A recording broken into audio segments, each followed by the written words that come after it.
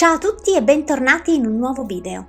Amici, avete mai sentito parlare della maledizione del Joker? Io sì, ed è un argomento che mi ha talmente incuriosito da avermi portato a documentarmi tantissimo in merito.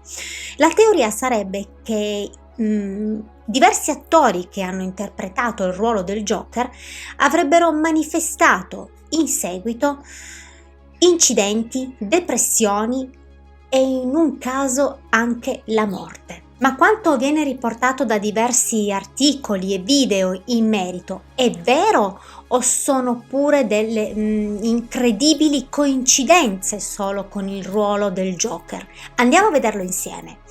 Amici, prima di iniziare vi chiedo di iscrivervi al canale e di attivare la campanellina per non perdere tutti i miei prossimi video. Ma adesso iniziamo con la storia della maledizione del Joker. Voglio iniziare introducendo un po' questo personaggio così particolare. Joker nasce come un personaggio immaginario dei fumetti. È stato creato nel 1940 da Bob Kane, Bill Finger e Jerry Robinson per la serie a fumetti Batman. Joker è il nemico numero uno per eccellenza di Batman, l'eroe buono, amato da tutti, e insieme a Lex Luthor è un essere umano senza poteri in grado di contrastare la Justice League e tutto il pianeta Terra. È il cattivo per eccellenza e viene portato al cinema anche in diverse occasioni. Viene rappresentato come un uomo dalla pelle bianca, con i capelli verdi, un largo sorriso rosso dipinto in volto, quasi a voler evidenziare un grosso sfregio, e un elegantissimo vestito viola, insomma una sorta di pagliaccio malefico. Viene descritto come un criminale psicopatico, un assassino che uccide senza pietà, con una sorta di humor sadico che lo vede sempre sorridente anche se in realtà non sembra felice. Nella descrizione di questo personaggio c'è alla base un disturbo mentale importante, schizofrenia, disturbo della personalità e violenti sbalzi d'umore. Quello che lo spinge ad uccidere è il bisogno di seminare il caos per contrastare leggi e ordine, quello che lui odia, ma spesso uccide perché lo trova divertente. Il vero nome di Joker non viene mai rivelato. Nei fumetti viene messo in evidenza un passato difficile. Cresce con una zia che lo picchia ripetutamente e gli strofina il volto nella candeggina. Viene bullizzato dai suoi compagni. Intraprende una strada di solitudine e tristezza. Ma nel corso degli anni lo abbiamo visto rappresentare diverse storie. Passa dal ladro un po' burlone al criminale sadico senza pietà. Da alcuni anni però circola una storia, una sorta di maledizione che colpirebbe proprio chi interpreta questo personaggio. Dietro le quinte delle varie trasposizioni cinematografiche sono accaduti degli incidenti che sembrano portare proprio in questa direzione. Il riferimento più importante viene fatto al film Il Cavaliere Oscuro del 2008, dove una serie di fatti sinistri avrebbero colpito attori e addetti ai lavori, ma vediamoli insieme. Heath Ledger, che ha interpretato il Joker, a riprese finite muore per overdose. Un addetto agli effetti speciali muore in un incidente d'auto durante una ripresa del film. Una controfigura dopo una caduta contro una macchina da presa ha riportato ferite molto gravi. Morgan Freeman nello stesso film si ferisce in un incidente stradale. Un camion fuori controllo distrugge parte del set. Christian Bale, che ha interpretato Batman, è stato arrestato a Londra per aver picchiato la madre e la sorella, verrà poi rilasciato. Una lista simile potrebbe lasciarci davvero sgomenti e farci pensare che dietro questo personaggio potrebbe annidarsi davvero una maledizione. Ma dobbiamo considerare anche un fatto importante.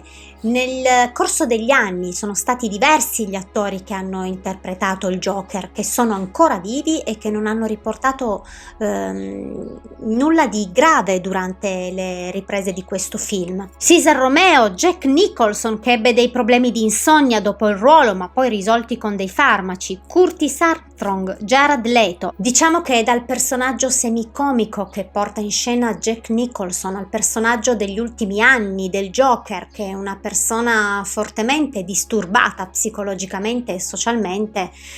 Forse entrare in una mente così complessa e borderline può veramente creare creare dei disturbi, e se guardiamo la storia di Heath Ledger ce ne possiamo rendere conto. L'attore muore subito dopo le riprese del film Il Cavaliere Oscuro e ha portato in scena un personaggio davvero spettacolare, crudele, folle, fuori controllo, un personaggio che lui stesso aveva dichiarato di averlo portato sull'orlo del baratro. All'inizio delle riprese sembra che si sia addirittura isolato per 6 settimane senza vedere e parlare con nessuno per cercare di entrare nell'inferno emotivo di quel personaggio, mettendo così a dura prova il suo stato mentale. Dichiarò anche che non riusciva più a dormire per lo sforzo fatto e che per questo fu costretto ad assumere dei sonniferi.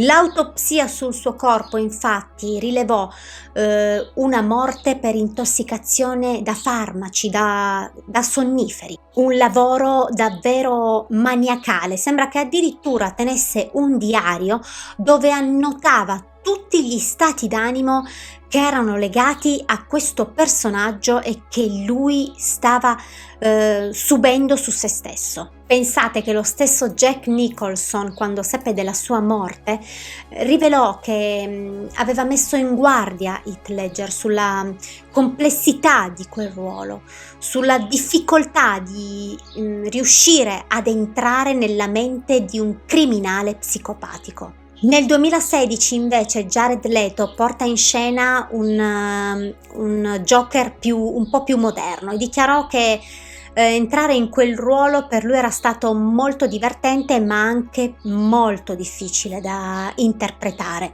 Nel 2019 invece Joaquin Phoenix interpreta un ruolo di Joker davvero magistrale, almeno secondo me, perché è uno dei miei attori preferiti. Ma a questo punto non solo secondo me, perché questo ruolo lo porterà a vincere un premio Oscar come miglior attore protagonista. Phoenix dichiarò che prepararsi a quel ruolo non era stato affatto semplice, aveva dovuto perdere 25 kg in pochissimo tempo e questa cosa gli aveva procurato dei disturbi psichici, facendolo diventare ossessivo verso il cibo e il peso. Pensate che rinunciò a partecipare anche a degli eventi pubblici a causa del suo affaticamento, perché c'erano state delle volte che non riusciva neanche a salire le scale. Insomma, un ruolo davvero particolare. Amici, cosa ne pensate voi di questa maledizione? Personalmente io non credo che si possa parlare di una vera e propria maledizione, ma credo invece che entrare nella mente di un personaggio così particolare, così disturbato,